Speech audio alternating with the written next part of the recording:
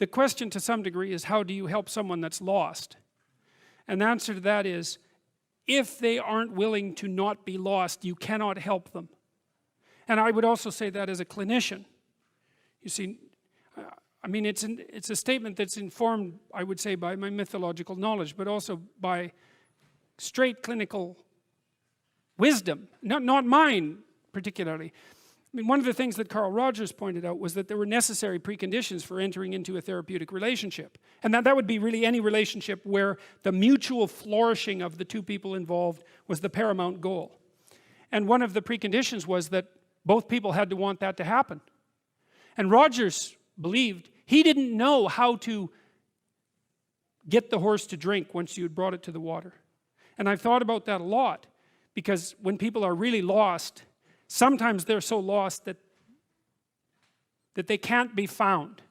And I think the only thing that you can do in a situation like that is get your life together and manifest the reality of an alternative mode of being.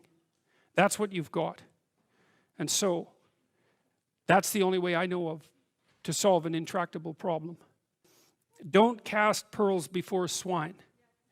And what that means is, if you're trying to help and it doesn't work, then stop helping.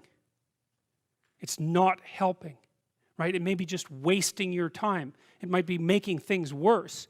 You know, if you're offering something and it's not taken, then perhaps you should be offering it somewhere else. And sometimes, if you offer a hand and the person won't take it, you have to stop offering the hand.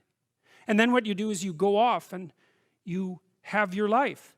And sometimes that means in people's lives, for example, that they have to leave their family members behind. Sometimes the thing you do is walk away, because there's no other solution.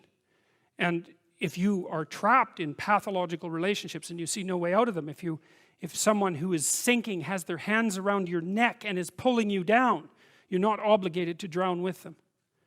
You know, there's a rule too, if you're a lifeguard. You know, some of you have had lifeguard training.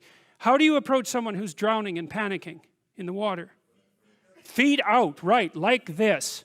It's like, I'll save you, but that doesn't mean you get to drown me while I'm doing it. And if it's you drown or both of us drown, it's you drown. And that's wisdom. That's not cruelty, right? So